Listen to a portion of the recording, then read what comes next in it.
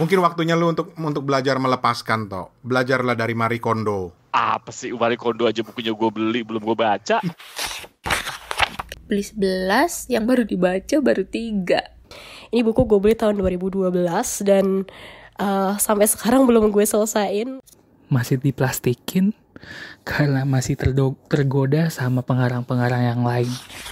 Gua menjadi sundoku secara tidak langsung karena gua susah move on dari buku yang gua suka. Ada yang kayak gitu ya? Sialan lo. Ya lu udah pernah ke psikiater, Ran? Kira-kira nih kalau misalnya udah nggak ada, diwarisin atau dihibahin kemana nih? Atau yang jawab, gue takut. Oh maksudnya kalau gue udah nggak ada gitu ya? Diwarisin.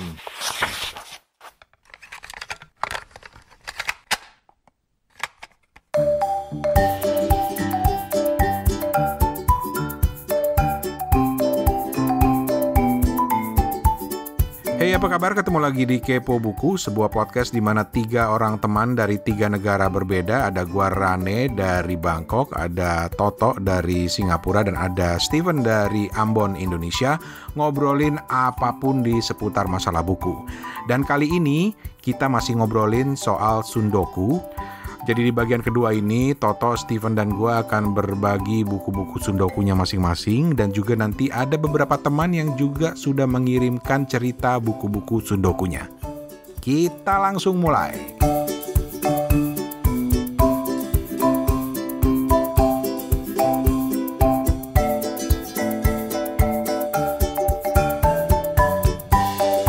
Di kesempatan ini kita akan dengar pengakuan masing-masing pihak. Kayak gimana banget ya? Kayak apa namanya, pengakuan dosa ya? Pengakuan dosa, iya. Boleh. Gue ngingetnya kayak itu loh. Lo kayak acara kriminalitas gitu loh.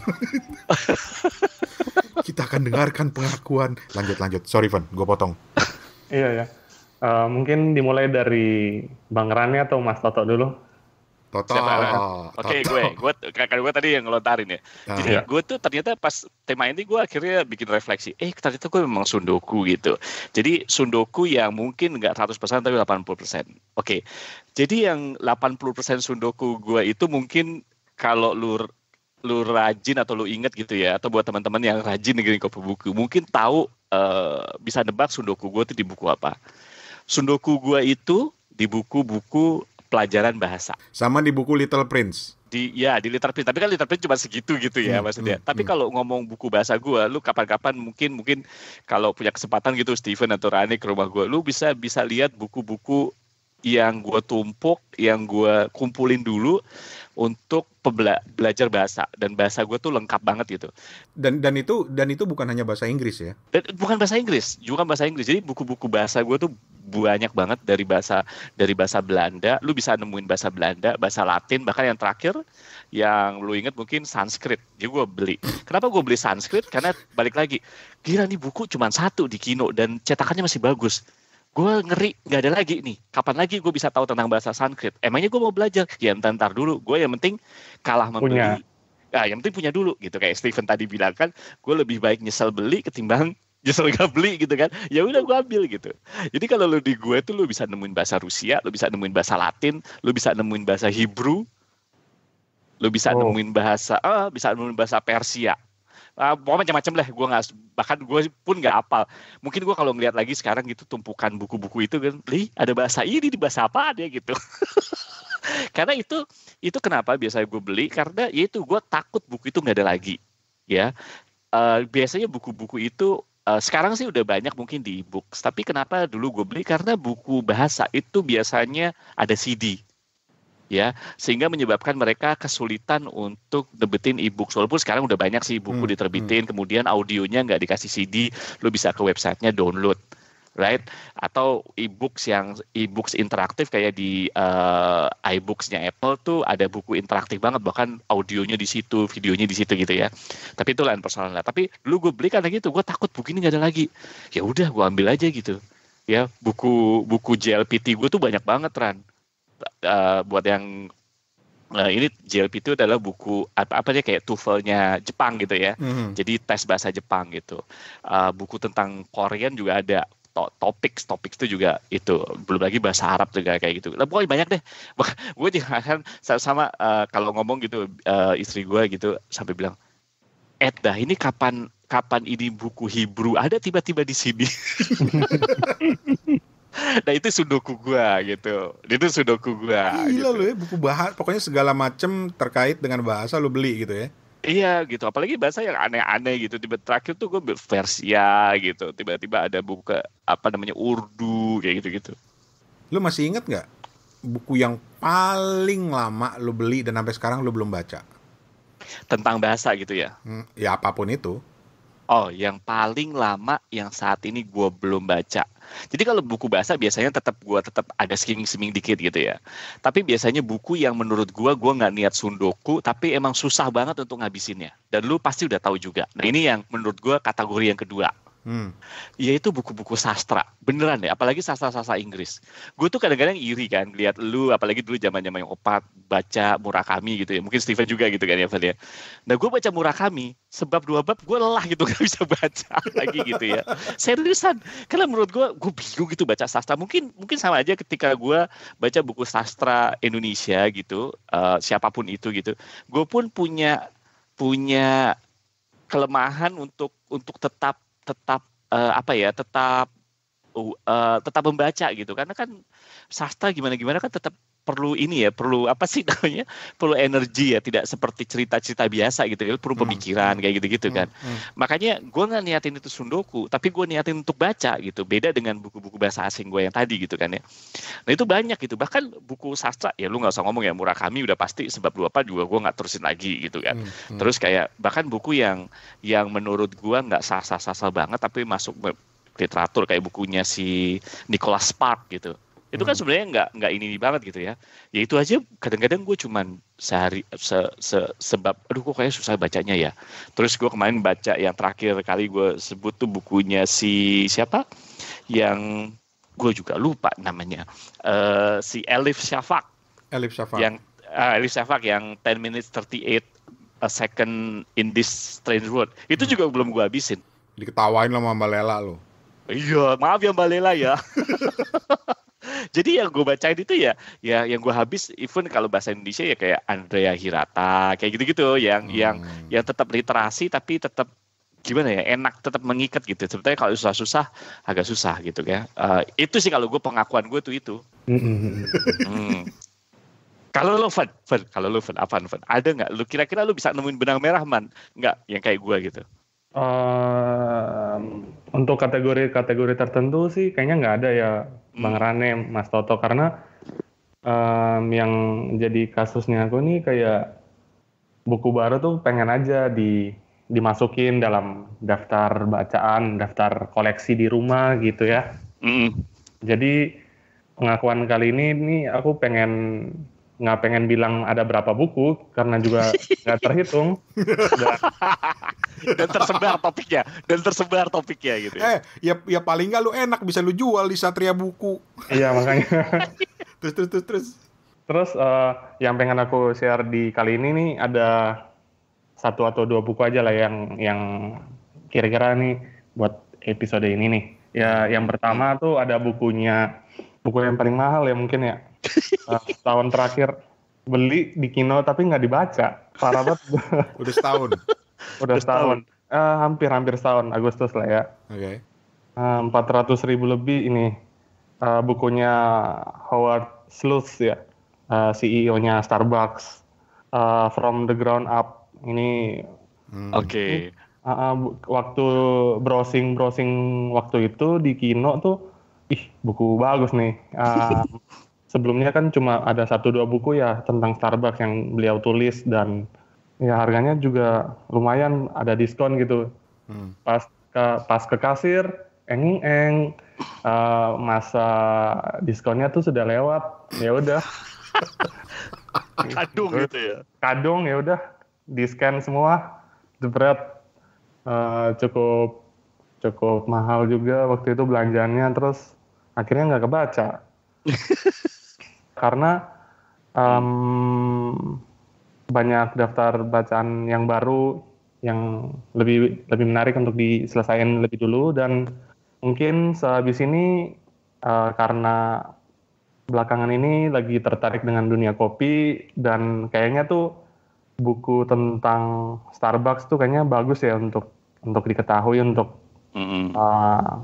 yang orang yang mau buka kedai kopi misalnya untuk tahu gitu ya gimana sih kedai kopi yang sesukses Starbucks tuh dari model yang kayak gimana gitu mereka bisa lahir dan nggak ada tempat lain yang mungkin selain master kelasnya dia kita bisa belajar gitu ya satu-satunya kan yang lewat buku yang dia tulis gitu. Oke. Itu satu. Terus buku lainnya tuh yang aku lagi pegang sekarang tuh ada judulnya Kumpulan Lengkap Cerpen Sitor Situmorang. Judulnya Ibu Pergi ke Surga. Nah ini cerita dapat bukunya nih juga agak-agak berbau kebetulan ya. Kebetulan. Kenapa? Karena waktu itu kan lagi ceritanya lagi ke Surabaya terus mampir ke yang namanya C2O Library. Nah di situ tuh mereka punya working space, punya perpustakaan, tapi di sana juga ada lapak jualan. Nah di situ ada nih browsing kanan, browsing kiri, kayaknya bukunya sama-sama aja ya kayak di toko-toko buku di online gitu. Tapi ada satu buku ini yang berbeda gitu ya. Pas mau pulang ternyata ada kumpulan cerpen Situmorang. Ya udah aku beli terus akhirnya cuma baca beberapa cerpen awal yang mungkin karena lebih khas gitu ya karya beliau gitu. Jadi cerita-ceritanya tuh nggak langsung sekali jebret dari sampul ke sampul dibaca gitu. Ibu Pergi ke Surga. Itu kapan lo belinya? Itu Mei tahun lalu. Oke. Lu masih inget nggak buku yang lu beli terlama dan sampai sekarang belum lu baca? Mungkin ini ya bukunya siapa tuh ya? Oke. Sambil Stephen mikir, kita dengerin dulu cerita Sundoku dari teman-teman Kepo Buku yang lain dulu.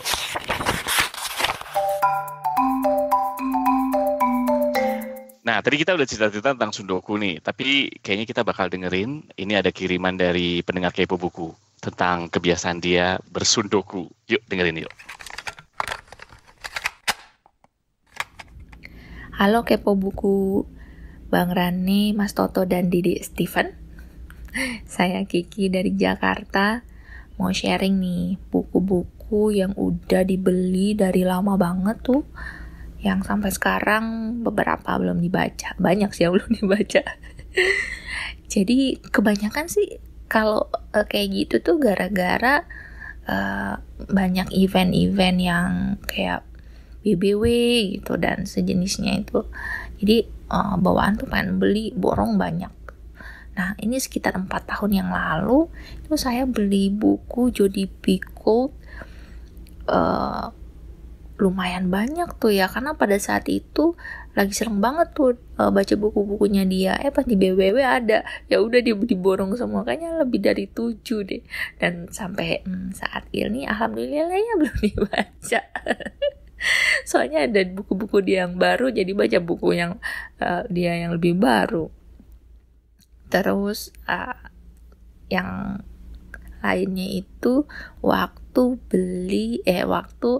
ada Jakarta International Literary Festival itu tuh Jils yang di tim itu kira-kira borong 11 buku karena ada beberapa juga yang susah tuh buku yang cari dan kebetulan kan ada gitu kan. Itu beli 11, yang baru dibaca baru 3, yang Surat Kopinya Joko Pinurbo, Nawila, sama satu lagi apa tuh lupa tuh. Jadi totalnya sih kalau dihitung-hitung ya lebih dari 10 lah yang belum dibaca dan udah dibeli. Belum lagi kalau tiap mampir toko buku kayak gemes banget pengen beli-beli aja gitu. Gawat ya pokoknya. Mungkin dengan sharing ini mungkin saya jadi keingetan, aduh banyak buku yang belum dibaca, ya udah deh Mulai dicicil deh ya. Ya udah gitu aja sharing dari saya. Makasih.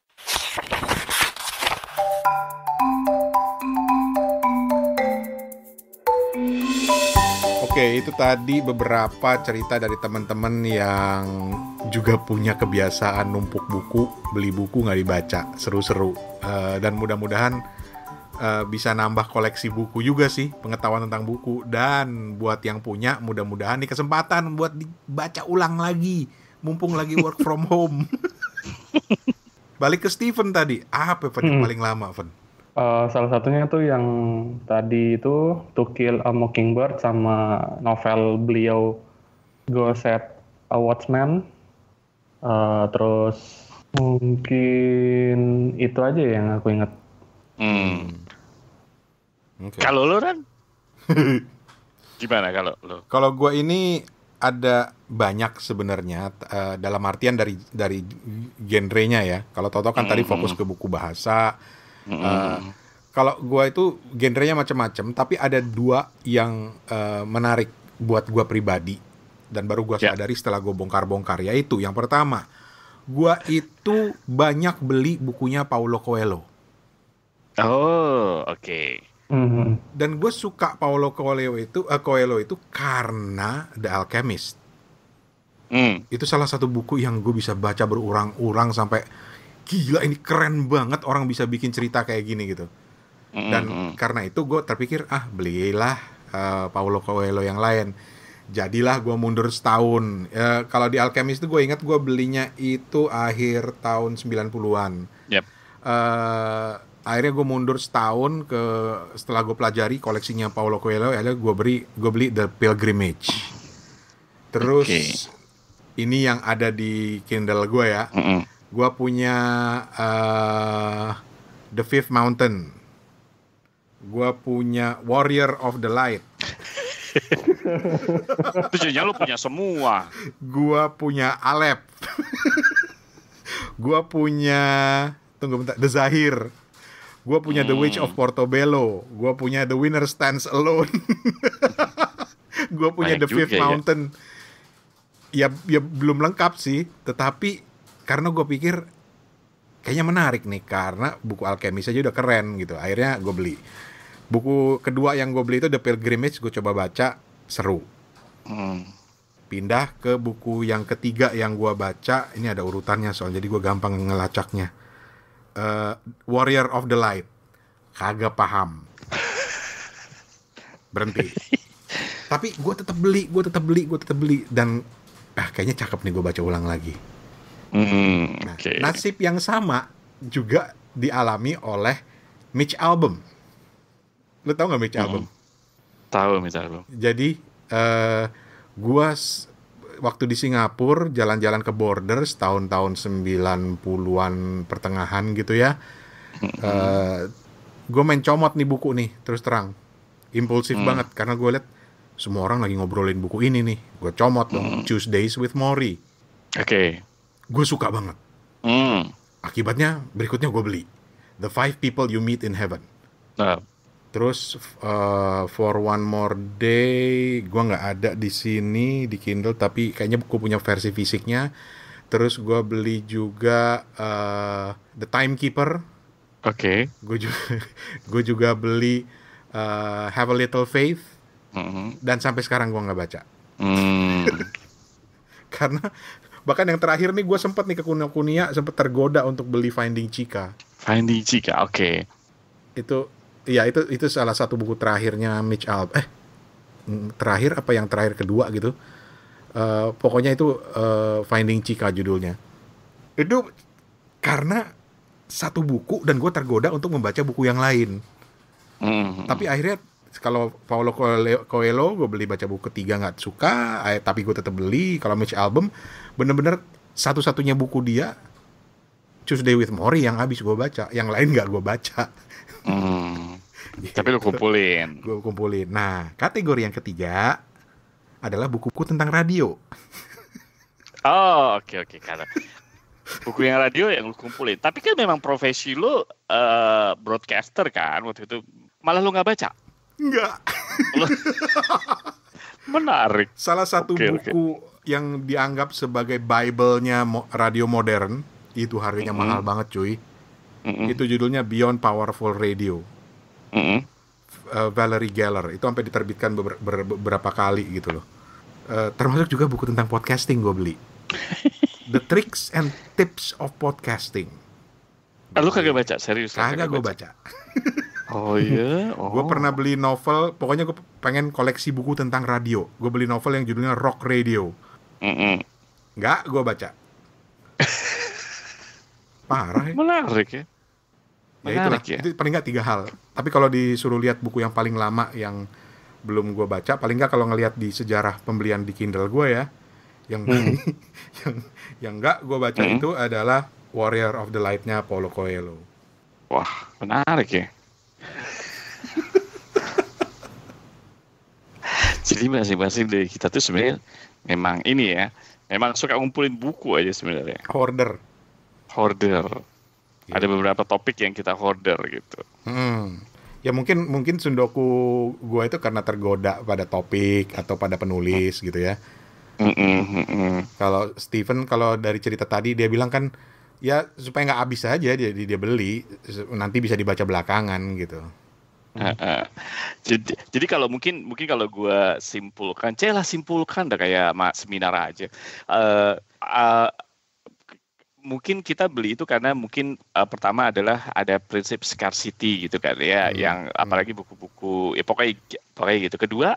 Yang kedua gue dan Rani gitu ya, kalau gue bilang kita itu punya tendensi untuk ngumpulin series dari situ gitu. Kalau lu misalnya, kalau gue lihat gitu ya, bukunya Paul Coelho gitu ya, lu satu bagus dan lu akhirnya kayaknya gue pengen baca buku-buku di yang lain kan, kalau kayak gitu kan. Sampai walaupun lu akhirnya berhenti di satu sisi, misalnya buku kedua lu akhirnya kayaknya susah dibaca atau cukup sulit untuk dimengerti gitu ya, itu akan tetap beli selanjutnya, karena menurut gue orang tuh punya tendensi untuk ngumpulin gitu, untuk supaya gue lengkap lah gitu kan, masa gue gitu kan, mungkin ada tendensi kayak gitu. Dan kalau gue tendensinya adalah ya bahasa tertarik lah, kalau gue bisa bahasa yang ini mungkin bahasa yang itu. Jadi prinsip gue itu lebih ke arah melengkapi bahasa yang ada akhirnya gitu. Kalau lu mungkin pengarang gitu, kalau gue menggali bahasa, kayak gue belum punya nih di bahasa Sanskrit nih, makanya gue beli waktu itu kan. Gitu kalau gue gitu, bener kan maksud gue, nah gitu. Kalau gue sih gitu. Jadi ya ada tendensi ke arah sana, walaupun mungkin kalau kita, karena kita mungkin suka baca buku ya, jadi masih ya buku-buku yang beberapa buku, mungkin banyak buku yang kita baca ya, banyak buku yang kita beli kita juga baca gitu kan. Tapi ternyata di sisi lain kita juga tetap sundoku juga gitu di hal-hal tertentu, di topik-topik tertentu mungkin kalau menurut gue. Oh, salah satu buku yang tentang radio yang gua beli murni kagak ada niat dibaca beneran. Lu kagak ada niat dibaca tapi lu beli, kok bisa? Iya, karena gua rasa waktu itu gua tuh merasa sebagai orang radio gua harus punya buku ini. Entah gua kapan gua baca. Itu War of the Worlds-nya H.G. Wells. Itu kan yang sering banyak dipakai buat kuliah radio di mana-mana, karena itu kan buku yang kemudian diadaptasi jadi cerita sandiwara radio, dan itu bikin geger Amerika karena nyangka, jadi buku itu cerita tentang invasi makhluk Mars ke bumi, dijadikan sandiwara radio, dan itu sempat bikin panik orang karena menyangka benar-benar ada orang Mars turun ke bumi gitu, dan itu jadi klasik, dan gue pikir gue harus punya bukunya ini. Dibaca sampai sekarang boro-boro dibaca. Gue rasa itu ada di rak buku paling bawah di rumah gue di Bekasi itu.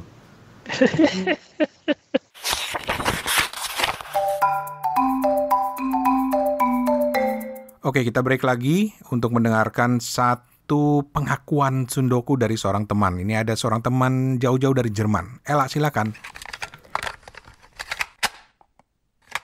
Halo Kepo Buku, nama gue Ella. Saat ini gue lagi studi dan tinggal di Jerman. Gue mau cerita tentang 5 buku yang udah gue beli tapi belum sempat gue baca. Yang pertama adalah Midnight Children-nya Salman Rushdie. Ini buku gue beli tahun 2012 dan sampai sekarang belum gue selesain.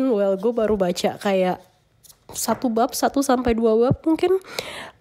Alasannya kenapa? Karena tulisannya kecil-kecil. Jadi mungkin gue akan cari Kindle-nya, cari versi Kindle-nya, dan gue akan baca. Terus yang kedua itu judulnya Life 3.0, karangannya Max Tegmark. Ini buku tentang How to be Human in the Age of Artificial Intelligence. Ini juga buku gue beli tahun lalu, tapi belum gue selesaiin baca.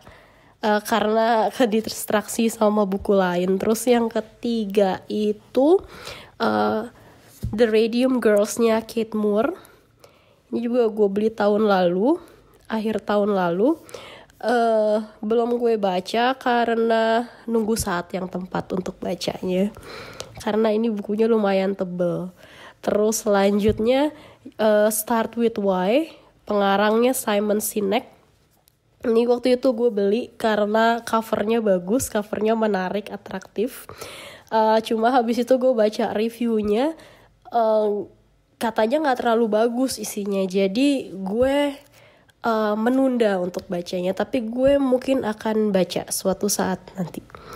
Dan yang terakhir ini Outliers, karangannya Malcolm Gladwell. Ini buku gue dikasih, tapi gue belum sempat baca. Soalnya ya sama seperti yang lain, alasannya terdistraksi sama buku yang lain. Cuma kayaknya gue akan baca ini setelah gue selesai dengan bacaan gue saat ini.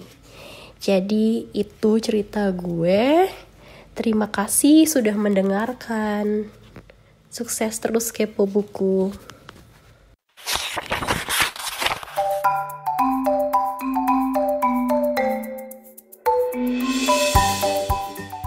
Cuma aku mau nanya nih, apakah kalian bangga dengan julukan tersebut?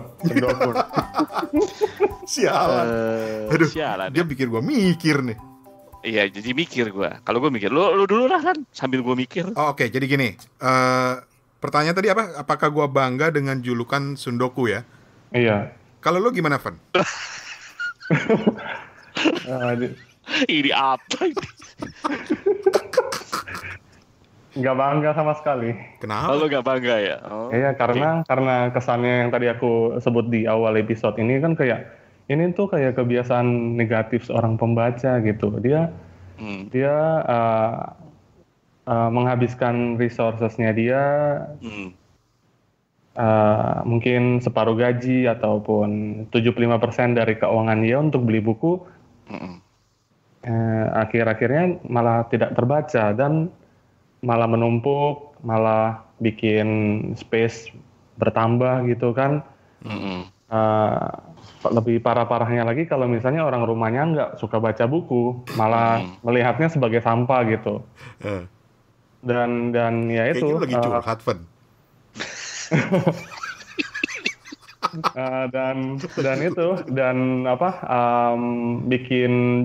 Bikin aku terniat untuk jangan kebiasaan ini itu diterus-terusin gitu, nggak bagus lah gitu. Tapi apakah ada upaya dari diri lo untuk melawan kebiasaan numpuk buku dan nggak dibaca itu? Secerca pemikiran ya, misalnya kayak gini. Misalnya sebelum browsing buku yang pengen dibeli tuh, coba aku pikir lagi ya, apakah buku ini tuh lagi perlu dibaca nggak ya? Atau kasarnya kayak gini, bakal dibaca nggak nih buku kira-kira? Jangan cuma jadi pemenuh shipping cart-nya doang nih, ibaratnya gitu. Di situ kayak, oke, pilih enggak gitu. Kalau enggak ya udah, apakah mungkin ada judul buku tertentu yang lebih priority gitu untuk langsung dibaca gitu, untuk yang perlu dibaca gitu. Boleh alasannya. Kalau gue gimana ya dengan tadi background gue ngumpulin buku kayak gitu, gue sebenarnya gue nggak ngerasa itu sebagai sesuatu yang negatif kalau gue gitu.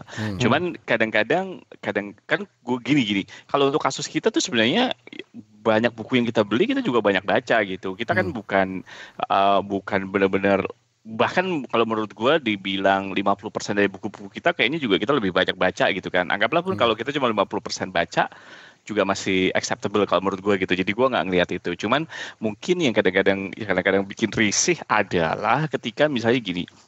Ketika misalnya ada ya mungkin teman kita atau orang terdekat gitu ya Fen ya, saran gue sih udah jangan nyari calon yang ngurusin buku-buku lu lah gitu, mendingan cari calon yang lain gitu. Jadi kalau lu punya calon yang ngurusin, lu banyak beli buku Van, mendingan cari calon yang lain lah Van ya. Jangan itu. Tapi menurut gue gini, jadi kadang-kadang yang bikin kadang-kadang risih adalah ketika orang lihat koleksi buku kita gitu, kalau menurut juga tiba-tiba tanya gitu, lu banyak aman koleksi ini, emang lu bisa ini? Ya belum sih gitu. Terus ngapain lu beli gitu kan? Ibaratnya kayak gitu. Terus misalnya ada orang ngeliat buku gue tadi yang buku bahasa gitu ya. Tiba-tiba, toh lu ada bahasa Sanskrit. Emang lu ngapain belajar bahasa Sanskrit? Emang lu udah bisa? Belum. Terus ngapain lu baca? Lah, kalau gue bisa makanya gue beli kan gitu kan, ibaratnya kan kayak gitu kan. Tapi kadang-kadang itu bikin risih gitu.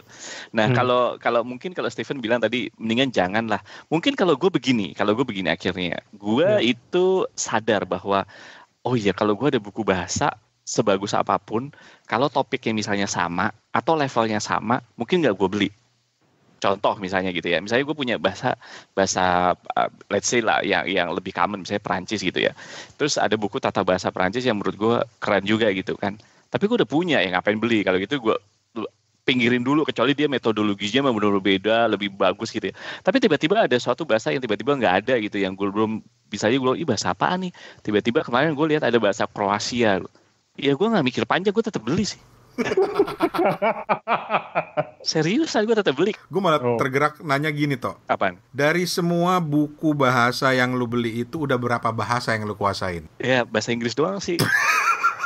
Kalau lu ngomong aktif ya, maksudnya bahasa gitu kan ya gitu. Karena lu sering cerita kan sama gue. Ya tadi terus belum rekaman ini lu tahu gue lagi belajar bahasa Arab ya. Iya, gitu, lu kayak tadi gitu, waktu kan. tadi gue udah sempat gue rekam belum ya. Jadi waktu kita mau mulai rekaman ini sudah tersambung ke Skype gitu ya. Itu di latar belakang ada suara orang ngomong bahasa Arab. Gue pikir Toto lagi di Mekah nih. Ternyata dia lagi belajar bahasa. Parah lu itu ya. Ya emang parah gue gitu. Jadi terus lu pernah cerita bilang, lu lagi belajar bahasa Jepang. Bahkan yang bikin gue terkaget-kaget lu lagi belajar bahasa Thailand. Kalau oke, nah sekarang gini ya, makanya tadi gue bilang lu bagus banget dibilang. Ketika gue di Thailand beberapa waktu yang lalu, itu buku bahasa Thailand itu ada beberapa yang gue borong. Karena apa? Topik ternyata di Thailand itu ketika lu masuk ke Kinokuniya Thailand itu ada buku-buku topik berbahasa Thailand itu yang nggak dasar, yang udah dalam gitu, yang udah bahasa sehari-hari, tapi sampai kenapa sih lu harus pakai itu gitu. Jadi ibaratnya ini keren banget di buku nih. Apakah sekarang gue udah selesai baca? Ya enggak lah. Apakah gue fluent bahasa Thailand? Ya enggak lah. Tapi bahasa itu gue taruh aja di situ gitu. Ntar suatu saat gue akan, karena gue yakin pada saat gue beli buku itu, gue juga nggak bisa beli buku itu lagi gitu. Gue juga bingung dapetinnya gimana gitu. Online agak susah gitu mungkin dia gitu kan. Begitu di Thailand, ya mumpung gue di Thailand ya belilah. Makanya gue ketika di Thailand gue kayak borong beberapa buku bahasa Thailand gitu. Sedangkan dan gue sempat thanksin sendiri, malu sendiri gitu loh. Gue udah tinggal berapa tahun di Thailand, kagak belajar bahasa Thailand. Toto lagi belajar. Wah gila nih, gue harus ngejar nih. Ya kalau bahasa Thailand yang percakapan sederhana gitu gue udah ngerti lah gitu. Kalau lihat TV series gue udah ngerti lah gitu. Tapi apakah gue fluent ya enggak gitu kan. Apakah gue bisa? Tapi maksud gue gitu ya. Jadi kalau gue mungkin gue kombinasi apa yang dibilang Stephen tadi. Apakah janganlah? Ya janganlah gitu.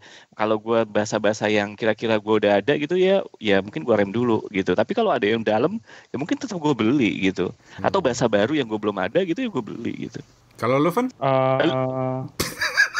Lu Ren, lah enak amat tuh Stephen lagi, lah curang dia. Kalau lu gimana? Kalau lu gini deh, ntar dulu tadi Stephen mau ngomong sesuatu, ntar dulu. Iya.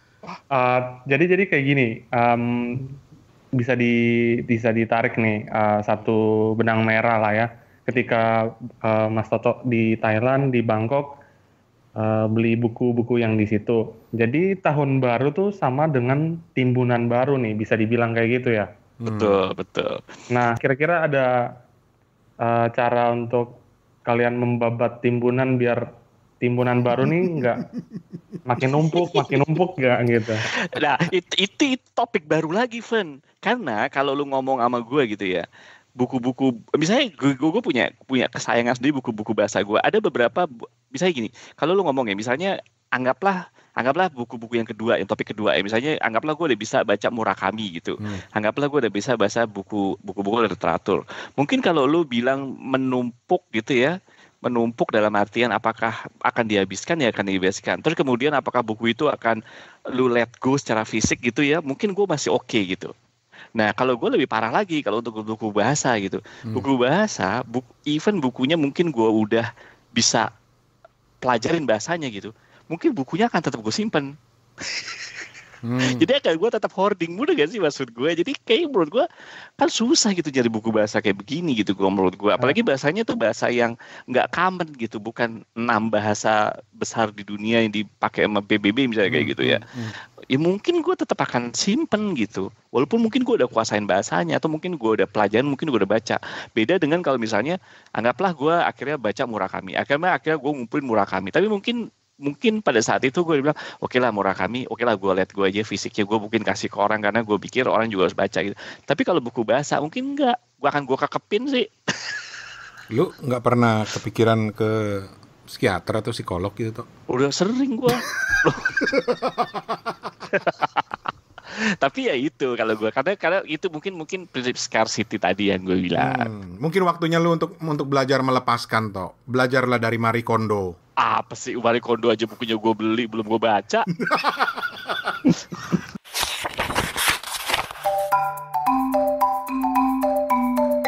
Oh iya, ada rekaman dari para pendengar. Coba kita simak pengakuan si Sundoku berikut ini.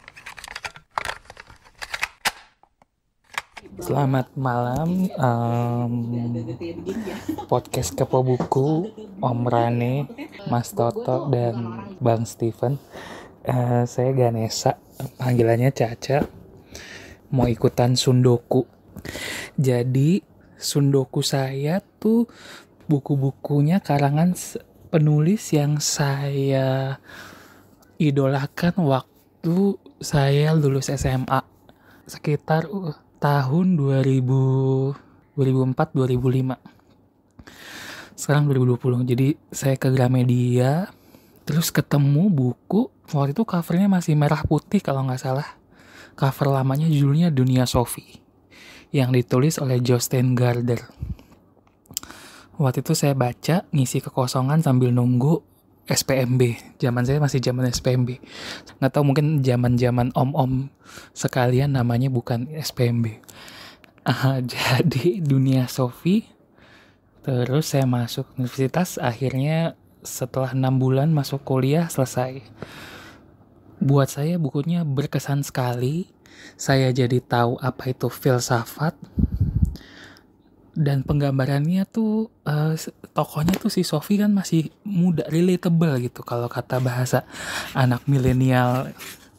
Dia usianya kalau nggak salah 14 tahun.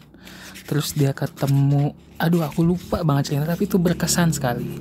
Saking berkesannya ketika kita masuk ke kuliah ya, waktu itu ada gathering, terus kita disuruh sebagai mahasiswa tuh disuruh bawa satu barang yang berkesan, nanti kita tukar kado. Ragu-ragu, saya mau lepas ini koleksi, udah. Nah, semenjak itu kecintaan saya terhadap Bapak Jostein Gaarder jadi berkembang. Mulai ngikutin bukunya, tapi sebagai Sundoku yang hanya membeli saja, jadi ada 5 yang belum terbaca. Waktu itu saya sudah baca Petualangan Bibi Boken, Dunia Maya, sisanya saya belum baca. Ada The Puppeteer, Princess of Tales, Dunia Anna, House of Tales, Dunia Cecilia, The Castle in the Prince. Satu lagi, satu lagi. Itu masih belum punya.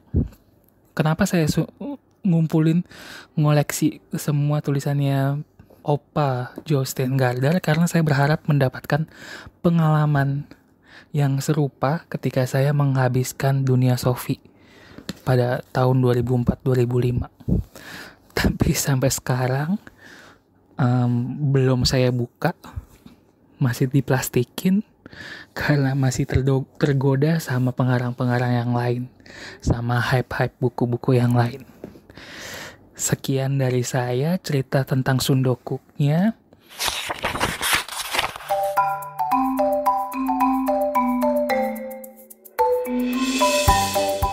Gue dari tadi mikir gitu loh. Apaan? Di satu sisi gue akan bilang, enggak negatif kok. Toh gue beli nanti suatu saat entah kapan gitu ya. Itu dia. Gue tengok, oh ada buku ini gue belum baca nih. Akhirnya gue baca lagi. Tapi kemudian gue mikir, gue itu punya kebiasaan jelek yang secara tidak langsung menyebabkan gue menumpuk buku dan gak dibaca. Apa tuh? Kalau teman-teman yang lagi dengerin ini rajin ngikutin kepo buku, mungkin akan menyadari ada kecenderungan itu. Yaitu apa? Gue susah move on dari buku yang gue suka. Jadi lu baca terus-terusan? Iya. Iya kan?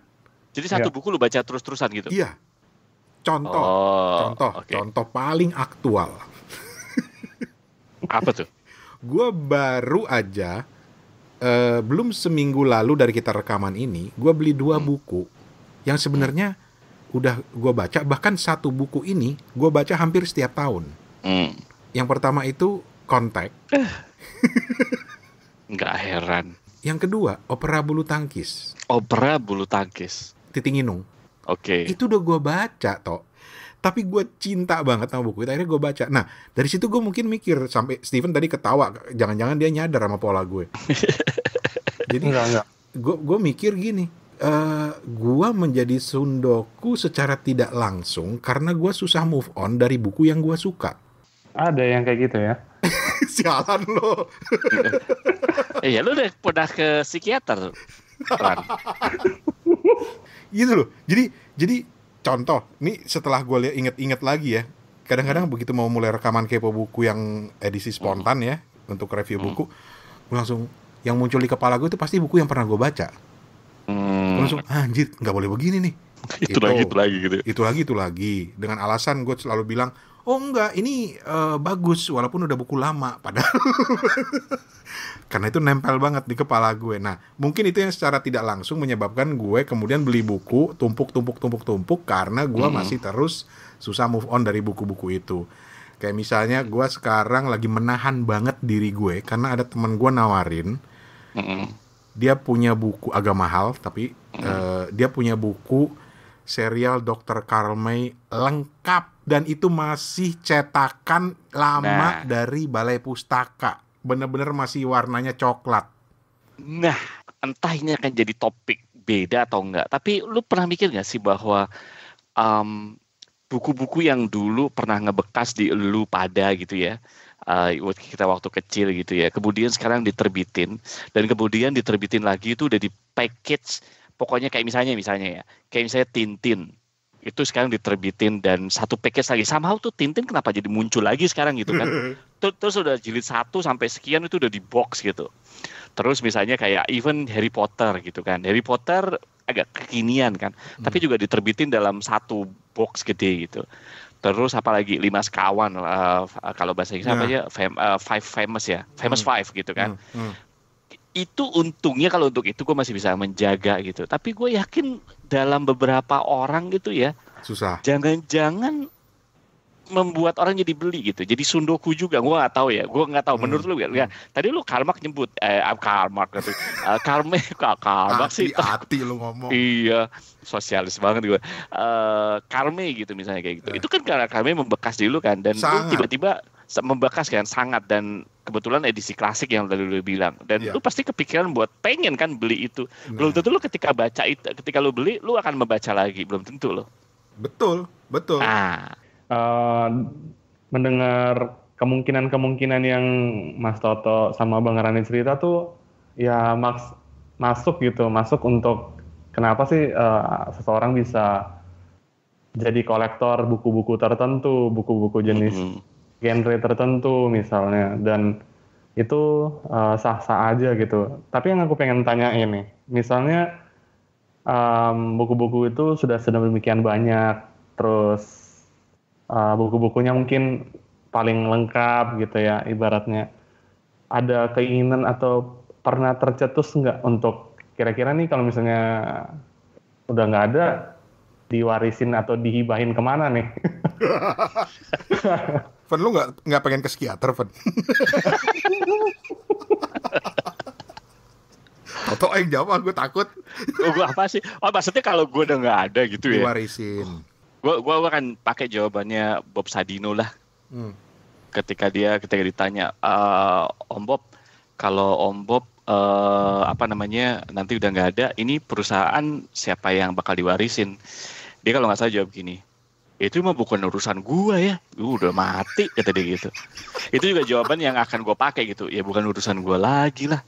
Emang gue ngapain gue mikirin? Seriusan, gue nggak ngepikirin itu. Ya kalau gue bukan urusan gue lagi, ya urusan siapa kayak itu. Udah mati. Gitu. Bener juga lo, Tok. Kalau lu lah. Kalau gue mikirnya begini, gue justru punya pertanyaan yang jadinya begini. Gue dulu punya banyak koleksi buku fisik yang perlahan udah mulai berkurang ya, karena gue pindah ke e-book gitu ya. Sehingga pemikiran gue itu nggak lagi seperti Stephen yang mikirnya, ntar kalau gue udah nggak ada, ini gue warisin nggak ya buku itu gitu ya. Gue nggak mikir begitu lagi, tapi gue mikir gini. Sampai kapan ya semua koleksi buku-buku online gua itu tersedia di online? Ada nggak sih yang pernah nanya kayak gitu? Misalnya gue punya banyak banget, kalau gua lihat sekarang mungkin udah di atas 100 gitu ya koleksi buku Kindle gue. Tapi gue mikir gini, sampai kapan ya itu akan ada di online ya? Kalau fisik kan gue bisa pegang. Ya kan? Lah kalau online itu servernya hancur, dibom katakanlah amit-amit gitu ya. Udah bukan punya gua lagi. Dan sambungan itu ketika gue mewariskan, ya paling gue kasih akses password aja. Bingung kan lo? Makanya gue bilang, kalau gue udah gak ada, bukan urusan gue lagi. Mikirin amat gitu. Iya sih. Stephen ini kayaknya aliran romantis gitu yang aliran lu memang akan mewariskan itu semua atau gimana, Van? Lu nggak tertarik ke psikiater? Kalau misalnya dibilang kayak gitu ya mungkin paling buku-buku yang udah kelar dibaca akan lari ke perpustakaan sekolah mungkin ya, biar mencari penghuni yang baru gitu ya. Betul juga. Tapi tadi makanya gue jawab dari tadi kan, sebelum lu tanya juga, kayaknya kalau misalnya gue pun misalnya akhirnya bisa membaca buku-bukunya Murakami kayak gitu ya, terus gue akhirnya beli terus gue masih bisa rela Murakami itu atau kayak gitu gue kasih ke orang, karena ada beberapa buku gue juga gue kasih ke orang gitu ya, walaupun buku itu gue suka gitu kan. Tapi kalau untuk kasus buku bahasa sepertinya belum, karena itu tadi scarcity-nya tetap akan gue lihat dulu gitu, apalagi untuk bahasa-bahasa yang aneh-aneh gitu, kayaknya susah gitu ngedapetinnya gitu. Tapi ya mungkin gue pikir kayaknya ada suatu ketika lu tuh memang udah harus let go gitu, ya nggak bisa pegang itu lagi juga gitu. Menarik ya. Bahasan yang simple tapi jadi dalam. Gitu. Jadi ya itulah pengakuan kita dan juga pengakuan beberapa temen yang udah ngirim ceritanya tentang buku-buku yang udah lama dibeli tapi belum dibaca oleh mereka gitu ya. Dan ya kita nggak bisa menilai itu negatif atau positif karena kita bertiga aja punya pendapat yang berbeda gitu. Jadi ya bebas aja lah, hidup mah dibawa santai aja. Iyalah, jangan serius. Nanti kalau udah nggak hidup kan bukan urusan kita lagi. Gue demen tuh, gue kutip tuh tau beneran tau. Ya wes, thank you banget. Kita ketemu di lain kesempatan dan tetap main ke Kepo Buku, tetap dengerin Kepo Buku, tetap ngirim review-reviewnya. Jangan malu-malu sharing ya. Jangan malu-malu sharing. Toto, terima kasih banyak. Stephen, terima kasih banyak. Thank you. Thank you.